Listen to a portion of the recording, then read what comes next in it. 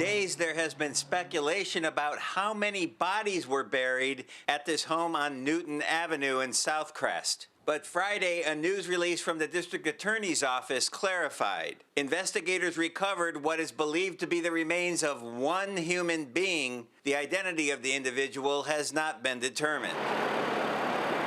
It could take weeks or even months for the medical examiner's office to identify the remains, and because the remains are skeletal, a cause of death may never be determined. There are many ways someone could pass away or expire on someone's property or wind up there that may not always necessarily involve murder. I spoke to defense attorney David Shapiro, who is not involved in the case, about what happens next. The DA's office has named an ex-con, 74-year-old Dwight Roan, a person of interest in the case. Roan is already in jail, charged with murder in the shooting death of a man in the South Bay in 2023, so there's no rush to charge him in the Southcrest case. He is not going anywhere as long as the current case, the Chula Vista case, which he's booked in on murder and other charges, as long as he remains on no bail status, they know where he is going to be, so they do not need to rush in their decision.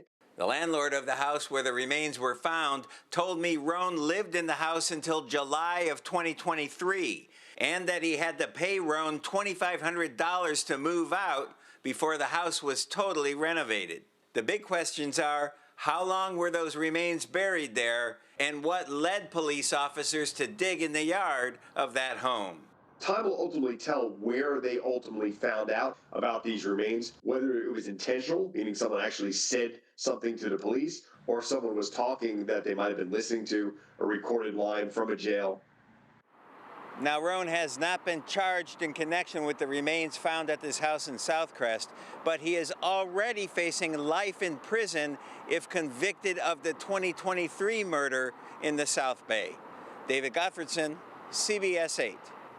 Thanks, David. Stay with CBS 8 for any developments on the story. We'll post updates on CBS8.com, and you can also follow us on social media or download our free CBS 8 app.